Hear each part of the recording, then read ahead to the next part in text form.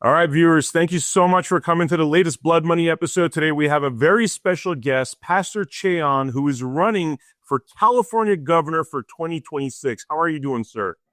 I'm doing very well. Thank you so much, Vem. It's an honor to be on your podcast, and I'm eager to get into it. Awesome, awesome. Yeah, thank you so much. I was at your announcement actually in Pasadena a few weeks back. I think it was actually about a month ago. Very impressed by you, sir, and your history. First for the viewers, talk a little bit about yourself. Give us a little bit about your background and your calling to run for governor.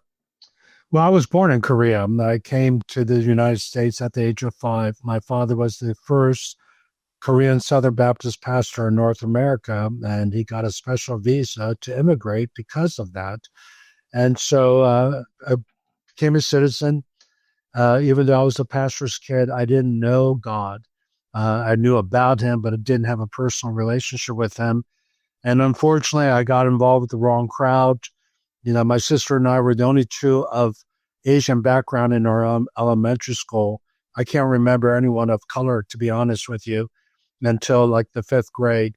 And because I wanted to be accepted by my peers, and I had a leadership gift, I started to lead people to do crazy things like steal alcohol from their parents' bar because my parents didn't drink. And then the whole hippie drug culture came in, and we started to take drugs at a very young age. And so by the time I was 15, I had done everything that I could get my hands on. And by the time I was 17, I was a drug addict and just taking drugs every single day. And then I started to sell drugs at the age of 16 so I could support my habit. And so I was really out of control. But in the midst of this, I was searching. I got into Eastern religion because the Beatles were into Eastern religion, and I was dropping LSD and mescaline to go on these spiritual trips, searching for God. And one day when I was doing my Zen chant, I was so disenchanted. I was so discouraged by Zen because I got nothing out of it, to be honest with you. And I think my parents' prayers shielded me from major deception. But I cried out to God. I said, God, I don't even know if you exist, but if you do exist, if what my parents told me is true, there is a heaven and a hell. Well, I don't want to go to hell. It was a very narcissistic, selfish prayer. But nevertheless, I said, if there's a heaven, I want to go there. But I just want to know the truth. And so I asked God to reveal himself to me. Now, honestly, I wasn't expecting anything right there and then. I was on this spiritual journey. But, there's a beautiful verse in Ephesians 2:4, and I just get just emotional even quoting this. God being rich in mercy because of his great love with which he loved us. Even when we're dead in our trespasses and in our sins, he made us alive together with Christ. By grace, you have been saved through faith. And here I was, a rebellious kid. And yet, the moment I cried out to him, he showed mercy to me, revealed Jesus to me. I knew it was Jesus. And I couldn't stop weeping for the next 3 days, on and on throughout the day. I would just break down and weep. And I felt the love of God. No one witnessed to me. I didn't go to a service. I was not some youth camp.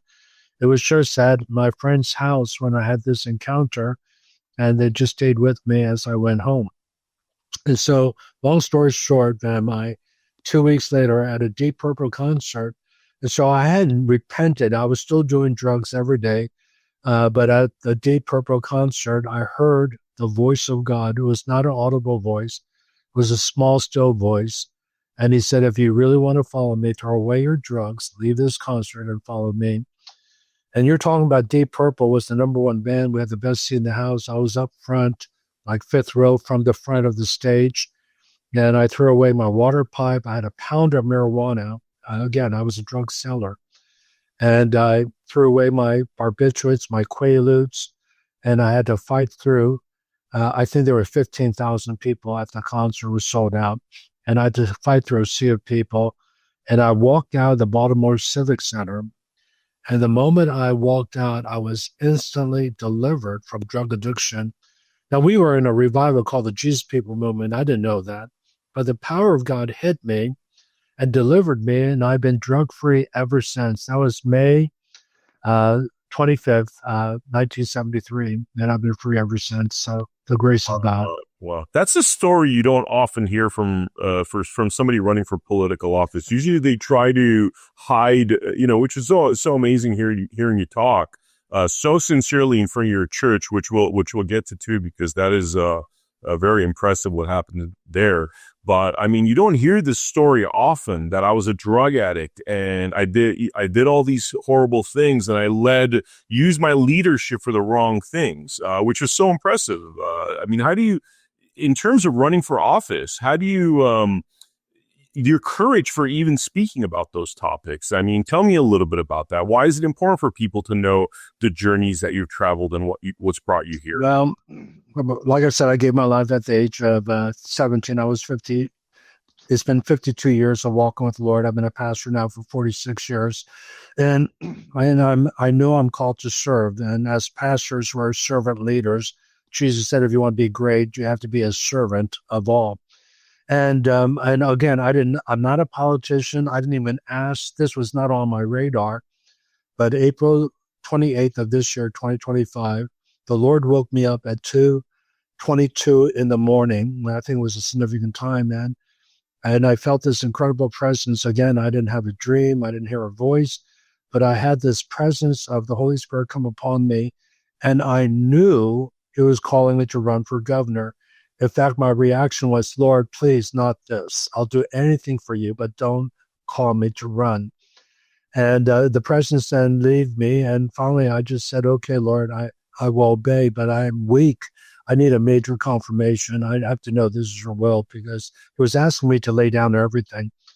My pastorate, I lead a seminary. I also lead a network of churches.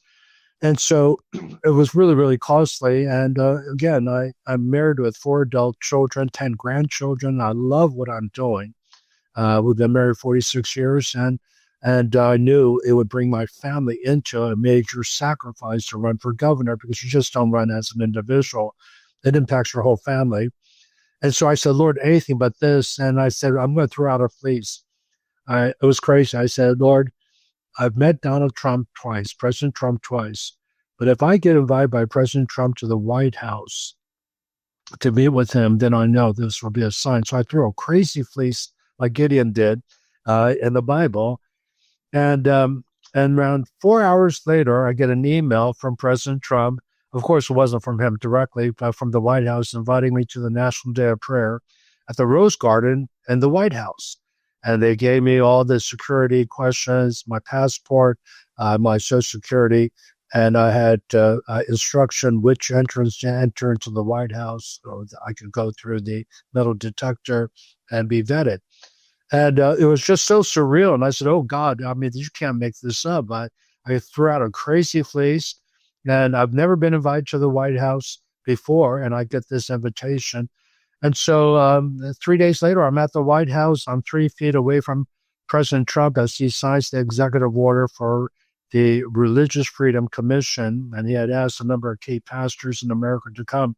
And I think the only reason why I was invited, and I've been privileged to meet him several times before. I was asked to pray for him in Atlanta at one of his rallies. There are 300 pastors there, but again, by God's grace, he sovereignly chose me to lay hands on him and to pray a blessing over him. And then I met him at his hotel, Mar-a-Lago, with a group of around 12 people, and that was a real honor as well. But the reason why is because I think he knows that I sued Governor Newsom, or someone told him, during the lockdown in 2020. As a pastor, we locked down the church the first month. We didn't know what we were getting into. We never heard of COVID-19. And so we mitigated, and President Trump said mitigate for the first month. And just let's see how this pandemic goes. And we mitigated. But when I saw Governor Newsom, my governor in the state of California, open marijuana dispensaries, abortion clinics, when he opened up strip club in San Diego and a casino in a native reservation, I just said, wait a minute, this is really, really arbitrary. And of course, the big corporations like Costco's were open, but he shut down the small stores, the businesses, the restaurant, and of course, the churches were shut down. And I just felt like the church needs to be open. We're the most essential institution in society because when people are depressed, when people are lonely and they're isolated, I mean, the worst kind of punishment in the penitentiaries is solitary confinement. And here it was isolating us into our homes. And I just said, you know what? I need to open up the church. And the Lord gave me a verse, Hebrews chapter 10, verse 25, where it says, do not forsake the assembling of the saints, which is the habit of some, especially as you see the day drawing near. So the Bible warns us as we draw closer to the second coming, there will be a temptation not to attend services, but to open up. And so I called my attorney because I know I was going to get in trouble living in California and Pasadena. We're talking about a very liberal state, a very woke state. And sure enough, I got a letter from the district attorney saying they were going to arrest me for opening up the church. It wasn't even a threat. They laid out the terms. They said they're arresting me. Which district attorney this was? Yeah, the district attorney of Pasadena. Pasadena. Because the neighbors were calling, people were coming to our church. They had a police there watching people come in. And by the way, the police were sitting there for like 3 hours because we're talking about people going to service and waiting for us to come out of service. And my daughter went up to them and said, hey, we know you've been out here. Can we get you a cup of coffee? You just want to bless them and serve them because they're doing their job. It's not like they were being mean or anything.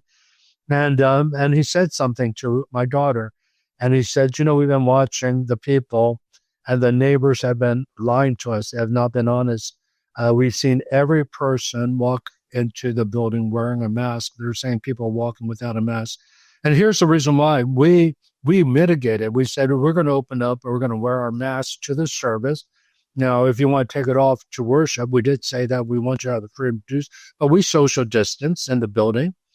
We used to have 2 services. We just went with 1 service, and we told everyone else to watch online. If you are a high-risk person, we want you to watch online. We feel as adults and as a pastor, we have enough common sense, enough wisdom to mitigate and not put our people in danger. But we want to bring the positive aspects of the church, of worship, the sense of community, and preaching of God's word and prayer, so that they would be alleviated from the oppression and the depression and the anxiety they were experiencing. And by the way, we never had an outbreak of COVID from our service ever since we opened, because we did open, and they didn't put us down because I was in a lawsuit at that point with Governor Newsom, and I was waiting to be arrested actually because of the letter. But I found out they can't arrest me until the lawsuit is finally settled. If I lost, then I would be arrested. But by God's grace, it went all the way to the Supreme Court. Now, we didn't pick the Supreme Court. Supreme Court has to pick you. And by February 2021 now, February the 5th, they sided with us 6-3. It was unanimous almost, that our First Amendment rights were being violated, which is a right to gather, right to worship. And the state is not to interfere with the free exercise thereof. And they were interfering with us all along the way. Even when we were open just for a month, he said, no singing, no chanting, no singing, which is interfering with worship. I mean, why are we going to gather? I mean, the whole purpose is to worship Jesus. But so anyway, by God's grace, we won. And we won a $1.3 million settlement, which we joyfully gave to our attorney because he was serving us pro bono. It was Matt Staver with Liberty Counsel. We had an outstanding attorney representing us, beautiful Christian. And so the Lord did this, and we give him all the praise and all the glory. So I am more known for seeing a Supreme Court decision that's not a precedent, not just for California, for all the United States. There was another pastor named Art Hodges who at the same time sued, and he also won. And so together we somehow got on the radar to President Trump, at least I did, and he invited me to the White House for the National Day of Prayer. That is amazing. Let's talk a little bit about when you're doing your speech for running for governor. You were in front of your amazing, beautiful church. Tell us a little bit about the history behind that and how you guys got established in Pasadena. Well, that's a great question. Then because people said, who are you? You're a nobody. And I asked the Lord to give me a scripture on this, and I was listening to a John Maxwell audio book, and he was talking about David and Goliath from 1 Samuel chapter 17. It was really interesting that David was also a shepherd. I'm a shepherd. I'm a pastor. He was no one knew him. He was not a warrior for sure. And even among his brothers, he was the one that was the obscure child. They according to biblical historians, he was illegitimate, and so he was not among the ones that Saul saw until they brought him out and he anointed him with oil to be a future king of Israel. But David said something when his brothers rebuked him for showing up to fight Goliath. He said, "Is there not a history?" And that's in 1 Samuel 17:29. I've been meditating on this because he was saying basically there's a history. There's not a cause. And he said, I killed a bear, I killed a lion. And so who is this uncircumcised Philistine? Because God gave me victory over that. And one of the things people say is that what qualifications do you have? And one of the things I feel is that I raised $13 million in 4.5 months to buy our building when we had nothing. The door opened up for us to have this beautiful building. It's worth today $45 million, but at that time was $28 million. And the person who sold it to me became a Christian. He became a follower of Jesus. He was praying with me and other pastors in Pasadena, and he knew we're looking for a building. And the Lord told him to sell us a building, but we had to do it through an attorney because he wanted me to sign a non-disclosure statement that I wouldn't tell anyone what I was buying and how much I was buying it for, because if I couldn't come up with a security deposit, could not come up with the money, then he would sell it to someone at the original price. And so he didn't want that price to leak because others would ask for that price. And I understood that. So I signed this document. But here's the problem. I couldn't tell our church how much money I needed. I couldn't even tell them what we're buying. And so I just said to my congregation, I said, you know me as your pastor. You love me. I love you. You have trusted me all along. But we found a building, but I need $1 million security deposit. I can't even show you the building. And I need $12 million by the end of 4.5 months when we closed in escrow. And it turned out to be $13 million I had to raise because we had to renovate the building before we moved in. And by God's grace, again, I give him all the glory. The people gave sacrificially and generously. And why do I say that? That would be like my lion, and taking out that lion as a shepherd boy. Because in order to run for governor, you need to raise millions of dollars. And by God's grace, I know how to raise money. And that's what I'm doing right now, And by the way, those who are watching, if you want to support me, go to Che for California, 4 CA.com and support my candidacy. And so my bear, taking down the bear would be showing Governor Newsom. So I have this history of having victories. And one of them is getting this amazing performance arts building called the Crown Jewel of Pasadena, the Ambassador Auditorium. And so I feel it's a prophetic picture of a blessing and prosperity that I want to bring to California, because California, although we're the 4th largest economy, it's a mess. Everyone knows that. Even the Democrats understand it's a mess. Just take the energy issue right now. We're paying the highest gas prices, highest electricity. We're $20 billion in debt because of the energy crisis we're facing. We have 2 major refineries that are moving out. They already said we're moving out in 2026. And as a result of that, gas prices are going to soar even higher because we have to now import the gas that the refineries are producing right now. By the way, we will lose 150,000 jobs and hundreds of other subsidiary jobs as a result of these refineries leaving. The impact of this, and it's because again, I believe in caring for our climate because I believe in creation care. Because as a believer, God created the earth and He's given us stewardship over it. So I am, in a Christian sense, an environmentalist, but not to the issue of hurting people. So when He created the earth, He said, it is good on every day. But when He created man, He said, it is very good. People are made in the image and likeness of God. And I am representing all the people. I want to serve all of California, not just the Republicans, not just those who are conservatives.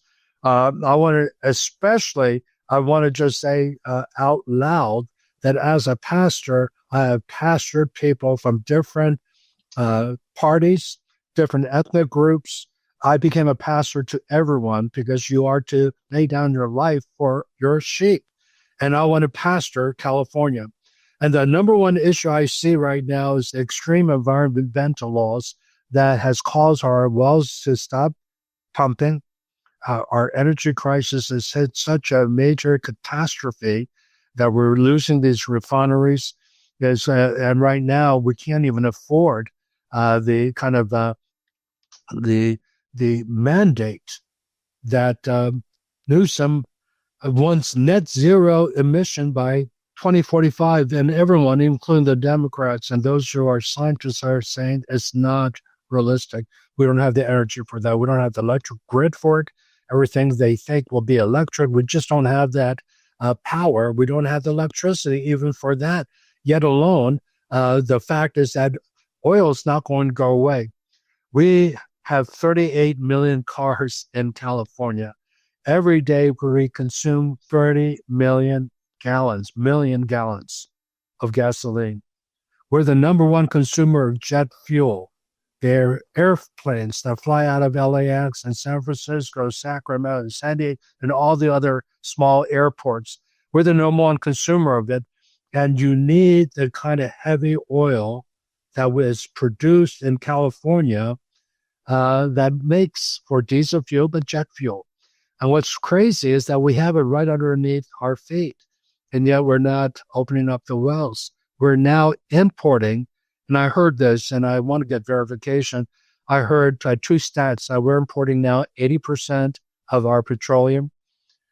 And what's crazy about that, and the other percentage I heard was 60%. And so I want to do a fact check, and I don't have the exact answer, but I know that we're importing a lot of oil, more than what we obviously can produce all that here.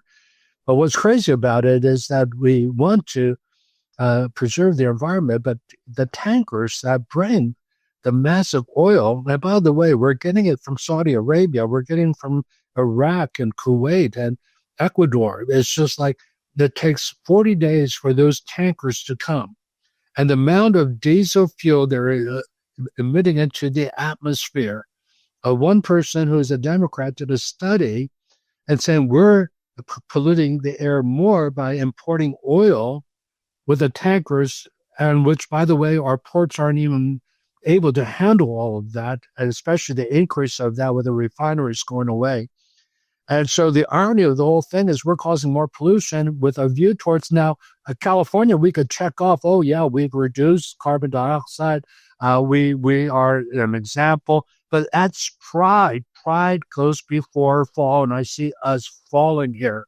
And I feel that we need to come to a sense of humility and say that goal was noble, good motives. I don't judge them at all for the motives, but I feel that it's wrong that when you realize that now 30% of California are living on poverty level because of the energy crisis, that it becomes an emergency.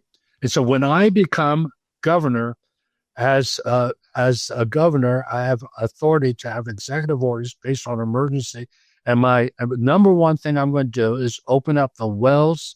I'm going to ask the refineries to stay. I'm going to beg them to come back, and that we will reduce the regulation to make them profitable so that they can stay, because I feel that this is impacting the poor in our state, the middle class in our state. And so that's one of the first things I want to do as governor. So on that topic, we have a similar issue in Nevada where environmentalism is often used to really chop away at our traditional lifestyle choices. For example, BLM, which stands for the Bureau of Land Management, not the Marxist group, has gone after Nevadan farmers, saying that, oh, we have this endangered turtle on this land, hence and therefore you can't graze your cattle. And the result is that now cattle grazing goes from these family farms to factory farming and then other agendas like having us eat bugs and that sort of thing, with environmentalism used as a guise. How much of the issues do you think that we have are based upon these almost delusions, false perceptions, propaganda that makes us think, hey, it's better to bring oil from, 8,000 miles away from Saudi Arabia as opposed to dig right here? How much of this delusion and lies? Oh, it's a major, it's systemic throughout California. We are run by ideology, by politics instead of good, sound policy, common sense policy. It's the government, it's in control. It's not about the government. It's not even about me running or any of the candidates. It's all about we, the people, what is best for the citizens of California. And every governor, mayor, president has to have that as in mind, that the people are the first priority. I will swear on the Constitution and the Bible to uphold the Constitution, which is to protect the people from enemies from abroad as well as within. And right now, we are the enemy within. We are hurting our people. Just think of the homeless situation. We spend $5 billion a year. For the last 5 years, it's been $24 billion. And here's the problem. The homelessness has increased by 40%. And it should never have been a government program. It should have gone to the private sector. It should go to nonprofit organizations. Data shows that they're more effective in handling it. And obviously, we're not solving the problem. Someone defined insanity, whether it's Einstein or someone else, is doing the same things we've always done before, expecting new results. And the results are getting worse, not better. And here's the point I want to make is that I don't think the government wants that problem to go away because so many people are being paid for the homeless problem. The bureaucracy, the people who are getting money. I don't know where $5 billion is going. It's definitely not going to the homeless. And so I feel that when I become governor, day one, I want to doge the government. I want to do line by line audit. For example, I want to audit the bullet train. We passed that in 2008. $40 billion to have this bullet train from San Francisco to Los Angeles. We have nothing to show for it.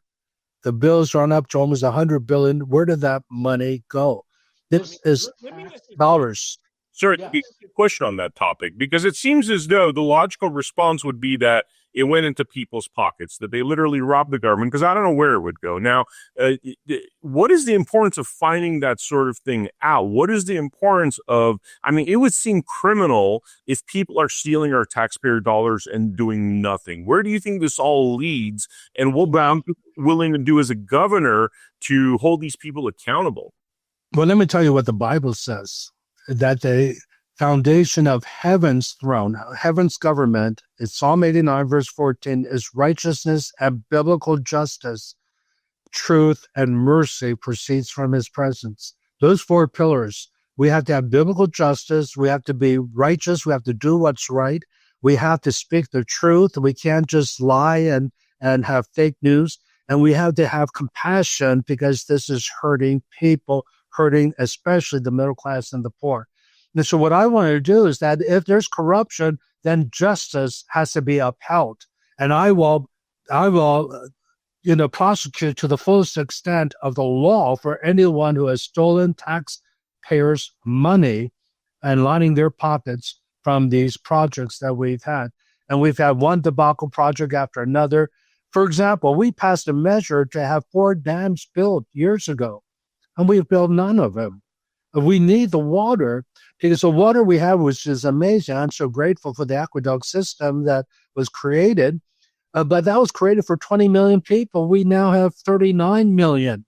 By the way, you used to have 40, but we're losing all these people because of such a mess that California has produced with their politics, not policy, politics that has ruined good policy.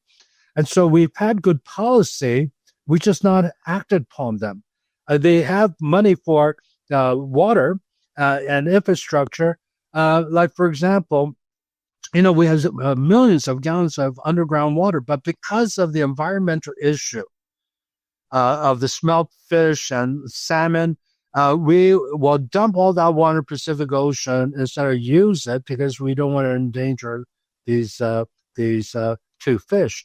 And I feel like, okay, I get it. I'm an avid fisherman. I go to the Sierras and do trout fishing with my son, and we've done it ever since we first moved to California in 1984, and now we go up to Alaska to do salmon fishing. We love it, but this is just common sense. People are a priority. Water is absolutely crucial. We need water for the farms. We need water for San Diego, for Southern California. And I feel that if we would just do some practical things that won't hurt the environment, okay? I'm all for it. But let's have a balanced approach. And come, let's collaborate. Let's talk together. Come, let's reason together. I believe that we can find middle ground. And so I'm willing to work with the Democratic Assembly and Senate to say, we are facing a crisis here. And I feel that as a pastor, I'm a reconciler. I bring people together in marriage. I bring people together. I had the privilege of bringing the African-American community and the Korean community together with the riots of 92. A lot of people don't know this. This was not in the press.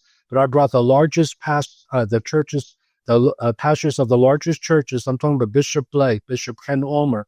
And then I brought the pastors of the largest Korean churches, Pastor Dr. Hee-man Park of Yongnam Presbyterian Church and other churches. And I hosted a lunch. This was me. I hosted a lunch. I paid for the lunch. And I coached them to ask for forgiveness. And Bishop Blake, God bless him, he led. He said, will you forgive us for the carnage we committed? Because a lot of people don't know the rights of 92. $1 billion of property was damaged with the fires and the rioting. Most of it was in Koreatown. So he said, will you forgive us for what we did in Koreatown? He didn't do it. It's called identification repentance. And the moment he said that, all these Korean pastors just start to weep. And then I coached Dr. Hee-man Park, and I said, Dr. Park, would you ask forgiveness for racism on the Korean part? And he said, will you forgive us for our racism? Because we don't hire people of color. We buy the stores and shops and restaurants and the dry cleaning, liquor stores, the convenience stores in South Central. But we hire, and then he explained this. He said, we just hire our own family members so we can keep the money within. It's not really racism, but we will make a promise that we will start hiring the people in the community. Ever since then, there's been a tremendous reconciliation. And I brokered that, and I give God the glory for it because the Lord moved my heart to do that. A lot of people don't know that. But I want to say that because I feel that I am a peacemaker. Jesus said this, Matthew chapter 5, verse 9, blessed are the peacemakers, for they should be called the sons of God. And one thing I do believe as a pastor that I can't say with my opponents or other Republicans, I think they're fine people. I believe they love California. They have the best interest in California. But I want to bring my pastoral tools to bring about reconciliation, communication, and dialogue. I want to listen to the environmentalists. I want to listen to their side. But I also want to share the data. I want to go with science. I want to go with the experts because that's the language that they understand. I don't want to just go with some professor in his ivory tower quoting that we got to save these endangered species, and he's never been out there to see what was going on. I want to talk to you about the person who's a farmer who works in the land and knows what his farm is going to do to the environment.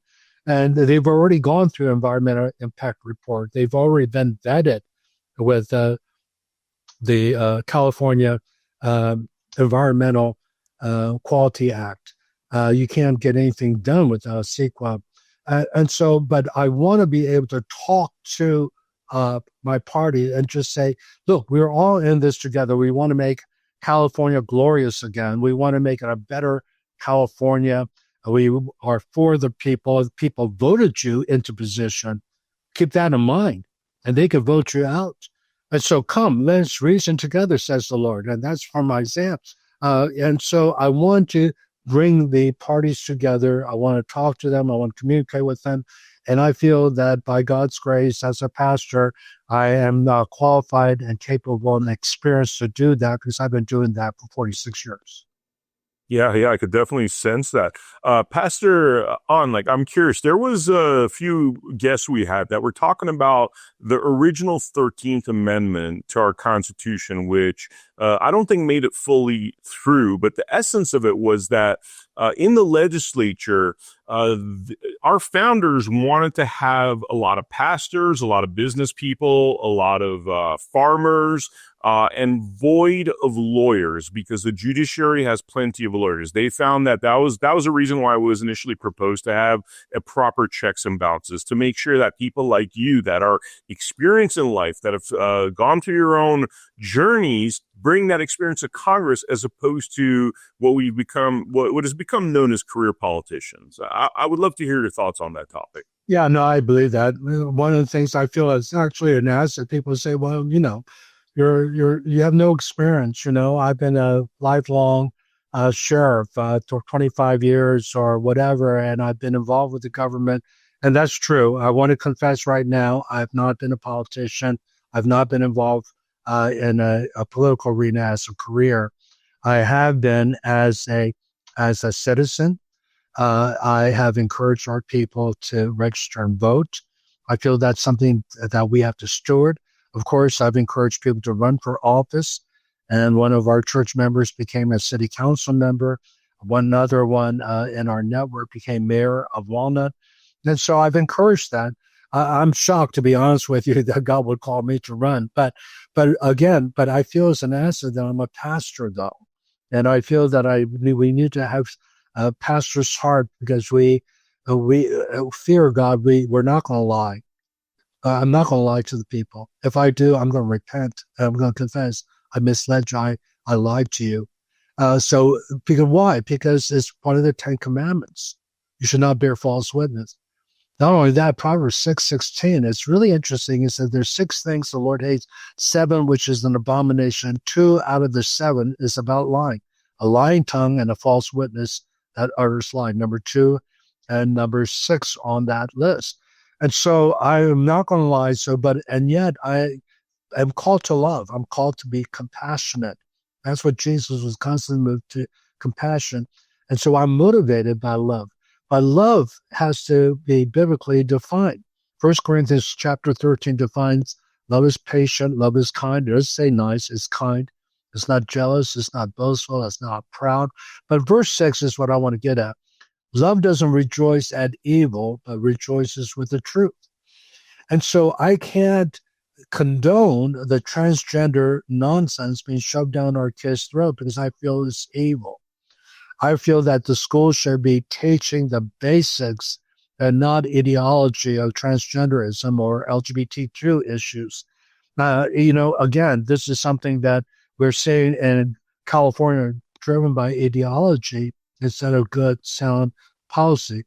I don't think it's an accident that our schools, we spend more money per student than any other state, and yet we're in the bottom.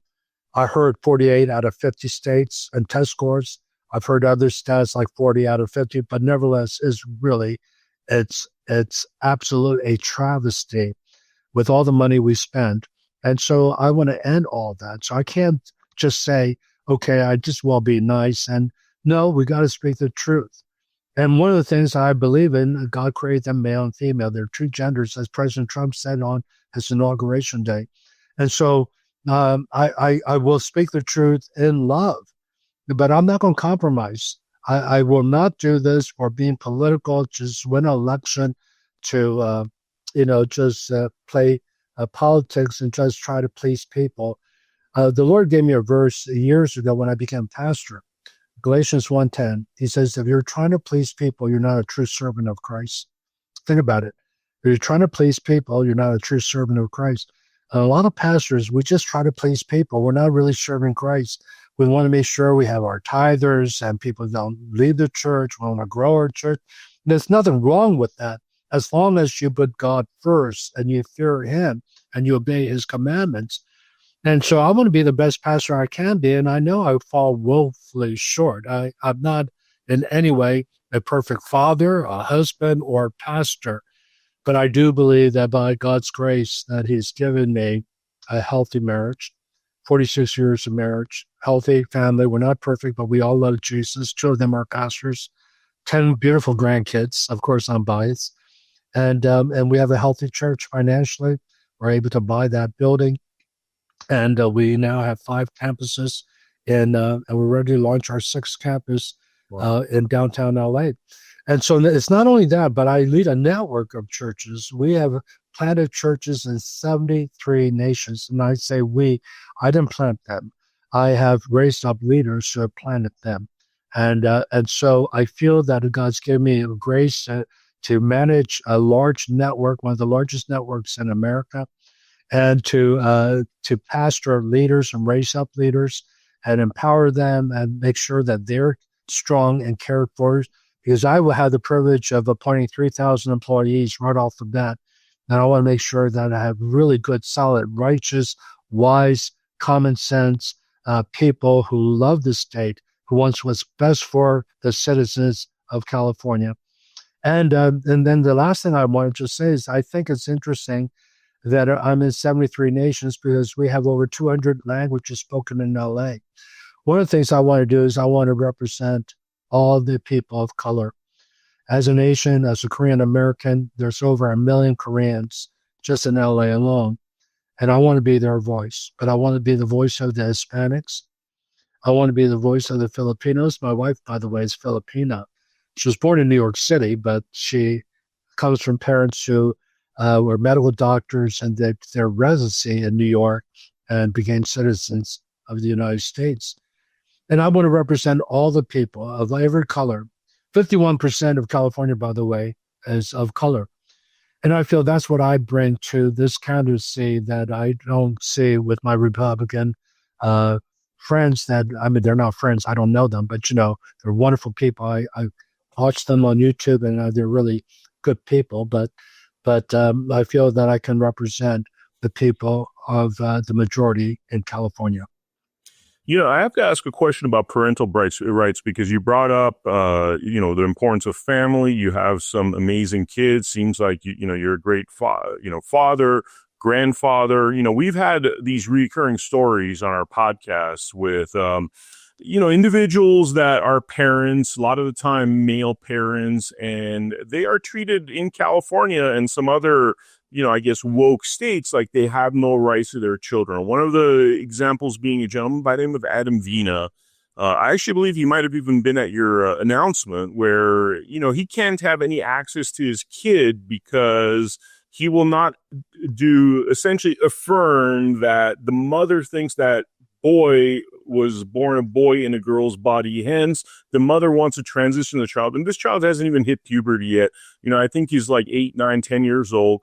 Adam can't see his kid at all because he will not go along with the woke politics, the woke judges, literally until the kid's 18. And the mom could pretty much do whatever she wants with the chemical castration, eventual castration, which, by the way, this isn't the only story. There's another gentleman by the name of Jeff Younger and dozens of such stories where parental rights, especially in terms of fathers, are completely disregarded in states like California. What do you think about that topic, sir? Well, I think it's evil. I think the Bible, but also our Constitution, gives us parental rights over our children pertaining to their education. It says in Proverbs 22:7 that parents, you're to train up your child the way he or she should go, and when they're old, they won't depart from it. The reason why I'm quoting that verse is that even for pastors and churches, it's not our primary responsibility. We are to support the parents. It's the parents' responsibility. It's not the state's responsibility, but the state has made it. It's a Marxist playbook where they want to control everything and everyone, including your children. And so we start to see that with SB 107, where we're transgender sanctuary state. If a minor wants to have hormonal change in parents and the state that they're from won't allow it. We'll take care of it, and we will not bring them into child. We'll take state custody. It's just so evil. And we see it with all these bills that we're passing. And so on day one, see, the reason why I'm going to call this an emergency act, because the suicide rate for transgenders, the transitioning, is like 50% of them have suicide rate. Unfortunately, many of them end up committing suicide. So I feel that lives are at risk here. And so I want to, on day one, stop the transgender indoctrination in our schools. Let's just get back to the basics of math, reading, writing, and even civics. I want to see civics incorporated into our education. And so I want to also give school choice, where our tax dollars will go to parents who want to send them to a private school, but they couldn't afford it in the past. I want to give tax breaks to homeschoolers. We homeschooled our 4 children, and they all graduated from top Christian colleges and went on to graduate school at Pepperdine and places like that. And so I'm very, very proud of my homeschooling. My wife has done a tremendous job. She is a certified school teacher. Now, you don't have to be a certified school teacher to homeschool, because I was also involved, and I led devotions every day. I was the chaplain of our school, so to speak. And we started out with a Bible reading, and we taught the word. And then my wife then would take them through a curriculum we had for homeschoolers. And it was just wonderful. And by the way, they were at the top of their class when they graduated. They were straight A students all the way through college. And so we didn't in any way skip a beat. I wish I said they had my DNA. I think they had my wife's DNA, because she's extremely smart. And so I just want to just say that homeschooling is the fastest growing thing that's going on, not just in California, but in the United States. And I feel that we need to use the tax money that you're paying for the education system and give you at least a tax break, if not some actual credits, so that you can continue to do what you're doing. And why I'm doing that, I feel it would open up it would be a free market. And all of a sudden the teachers union would say, we're losing students, we're losing money. We got to improve our schools so we can compete with the private schools and homeschoolers. And I think that's going to be healthy for us to have some good competition instead of this Marxist one way, our way, or the highway. Yes, yes. Just 1 or 2 more questions, sir. What have you learned in your run for office? I'm sure there's been a lot of enlightening things throughout this process. What are you learning as you run for office and experiencing this for the first time? I'm learning a lot. I just made the announcement a month ago, and as she said, in August the 2nd. And my first week of campaigning was just 2 weeks ago, because I had international commitments with the network of churches I lead. And I felt in integrity I could not cancel those commitments I made. Again, I really believe in keeping my promises. And when I say these promises to those who are watching, by God's grace, I'm going to keep them on day one. But anyway, what I've learned is that I can see why people don't like politics, because it could be kind of mean-spirited. I've already gotten emails asking me to step down and to not run, because I'm competition for their person that they're running. And I bless them. I didn't even respond to the email. I just said, it's just one person, but it's just a sentiment that I pick up. And then I've had consultants that, they just want to charge an arm and a leg. It becomes a big industry. I realize is that people are making a lot of money off of elections. And on the other side, the lobbyists are making a lot of money. And I just see how the love of money is the root of all evil. It just corrupts things. Now, by God's grace, I'm a businessman as well. My wife and I started our own S Corp, LLC, in 2010. And the reason why I can sow literally thousands of dollars of my own money into my own campaign is because we have a very successful business. And in fact, I make more money with my small corporation than I do as a pastor, though I turn in my salary as a pastor. I've done that for 15 years and then some. We are one of the largest givers as a result of my company. And I feel that is a microcosmos of a macro, that if I have been faithful, I've been prospering with my business.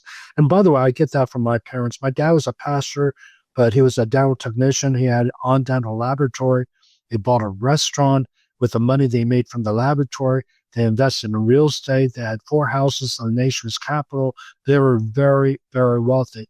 And the same things happened to me. I bought houses for all my kids in Southern California. God so blessed me financially that I'm able to sow my finances into this election. And so, I want to implement that. But I just see how people are motivated by money. And so much of this, and it brings darkness, it brings evil, in fact, corruption. And so I feel by God's grace, I'm untouchable as a result of my success as a business person. Wow, wow. And then that's the kind of experience you want. This is what I was trying to get at with the original 13th Amendment. And you're saying that, oh, well, I'm not, as experienced, but that's the kind of experience I think people want nowadays. They don't want an experienced politician that's going to rob us blind and not care about the will of the people. We want somebody that's been out there, that's fought the fight, that has had their church shut down and threatened to be arrested, but nonetheless fought the righteous fight. Because if you can't fight that fight, you're not going to be able to win in Sacramento with some of the stuff that's going on down there. Absolutely. It's going to take tremendous courage. And someone said this, when you fear God, you don't fear anyone. And I feel that's true with me because I fear the Lord. I'm not afraid of the environmentalists, the left-wing Marxist socialists. I just say, well, you know what? I have the greatest weapon, and that's the love of Jesus Christ. I'm going to just love them and share the good news with them and pray that they will be converted. And if not, that's okay. We can disagree without being disagreeable, or we can walk away from it. But I'm at least make the attempt to communicate, to reach out, and to earn the right to be heard, to be honest with you, because I want to demonstrate that I'm not their enemy at all. We're all for the same thing. I believe that majority of people I will be working with love California. They love the people. They want what's best for California. We have the same objective, same goal, but different ideology, different policies to get there. So that's why I'm saying, come, let us reason together. Maybe we can bring it together into a unity that will be a win situation for everyone in California. And I believe that California will be glorious again, great again, golden, whatever you want to use as an adjective. But I believe that will be a much better place than it is right now. Excellent, excellent. Last question, and then I'd love a closing statement from you, sir. Regarding, there's been people talking about the frustration of, I guess, the rural Californians that often feel as though San Francisco, San Diego, and San Francisco, San Diego, and Los Angeles are calling the shots. And there's this new idea floating around of a new California, I guess, separating the state where those cities get to run their politics, whereas the rural is not often, bowled over by the politics of the bigger cities. I mean, what do you think about that sort of a concept? Well, just my opinion. I could be absolutely wrong, but I think a house divided against itself will not stand. And I think a divided California would be much weaker. We need Silicon Valley. We need Hollywood. We need San Francisco. I love, to be honest with you, I'm a foodie, so I love Chinatown, Fisherman's Wharf. That's one of the reasons why my wife and I frequently visited until the homeless problem prevented us from bringing our children up to San Francisco. Because last time we went, we were just walking over bodies, to be honest with you. And so I want to deal with that. I want to bring law and order. I feel I have a solution for the homeless situation, because I was a drug addict. I know majority of them ever since we passed the proposition allowing what was once a felony to be a misdemeanor. We put all these criminals out on the streets, and they need help, but we're not giving them the right help. We're not putting the actual root of the issue. And I believe that through nonprofit organizations that have been really, really effective, like the Dream Center with my good friend, Pastor Matt Arnett. They've helped all these homeless people, and they have come sober, delivered from drug addiction, got healed up, trained. They're now disciples and back into the workplace. And that's what I want to accomplish. I want to see the homeless become productive citizens in America. But I also know that some of them need to be incarcerated because there are criminals out there. They're breaking the law. They're causing a lot of crime because of their addiction. They will kill, they will rob. And Newsom closed down 4 penitentiaries. When I'm governor, I'm going to open up those prisons and I'm going to build more prisons because I believe this is a great way for people to be reformed.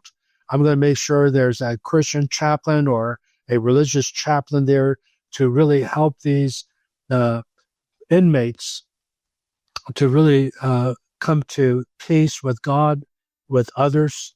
And I'm hoping to reform them. And the reason why is because I know I was in jail when I was 15.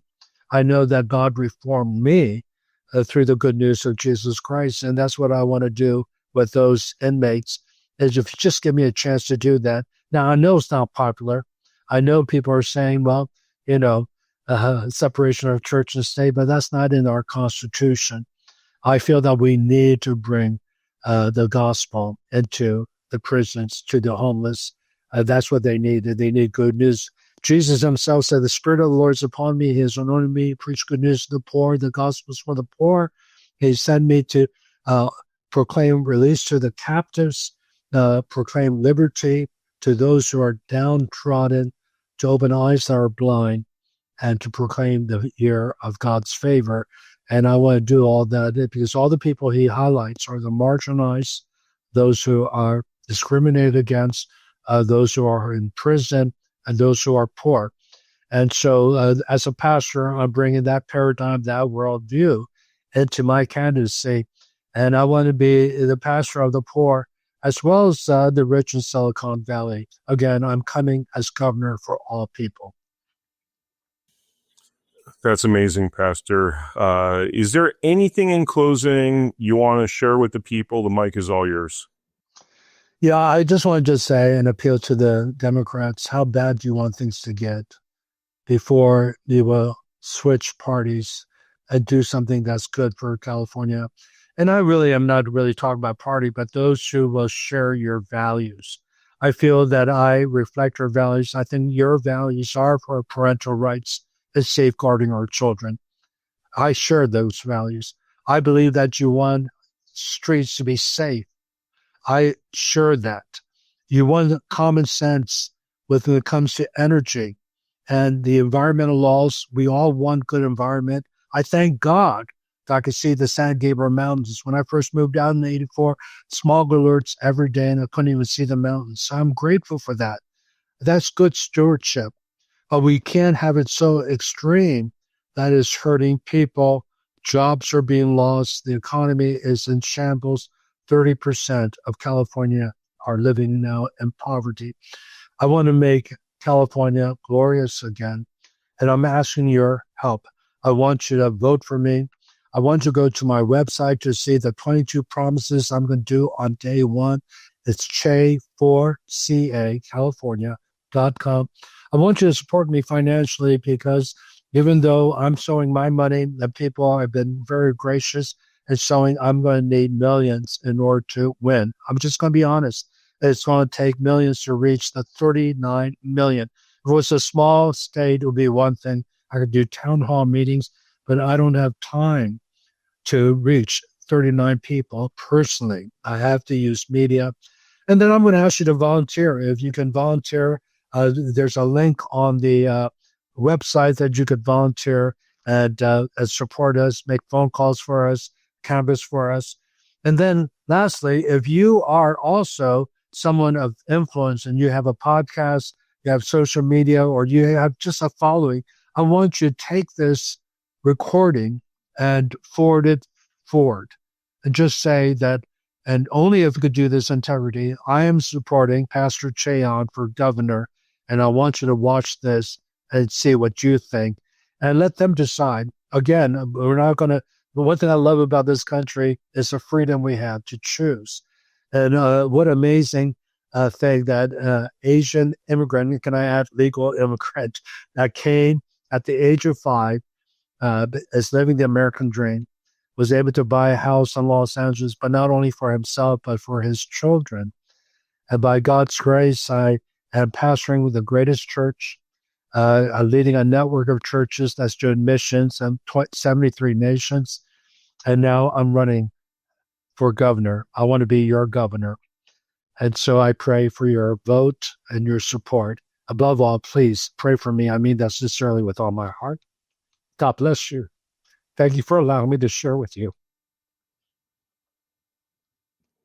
Amazing, sir. Amazing. Thank you so much for putting yourself in this fight and really all the things leading up to it, because there was so many pastors that just went along and ignored our Constitution. And I think you've shown, trial by fire, that when push comes to shove, you're going to fight for our rights, even if it means going out of pocket. And yeah, I'm willing to go back to the Supreme Court. I know I'm going to be sued by some of my policies, and but so be it. I will fight for Californians. I will fight for them.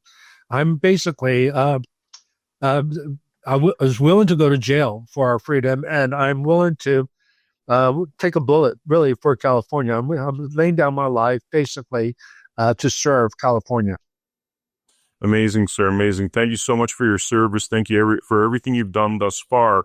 And I wish you the best of luck in this race. Thank you, Vem. I really appreciate the honor to be on your show. Thank you so much. Thank you. Thank you. And for the viewers out there, thank you very much for joining us for this episode. Make sure you check out AmericaHappens.com, where we have all of our featured episodes. Make sure you follow me at Vem Miller on X, and I will see you all on the next episode. Thank you.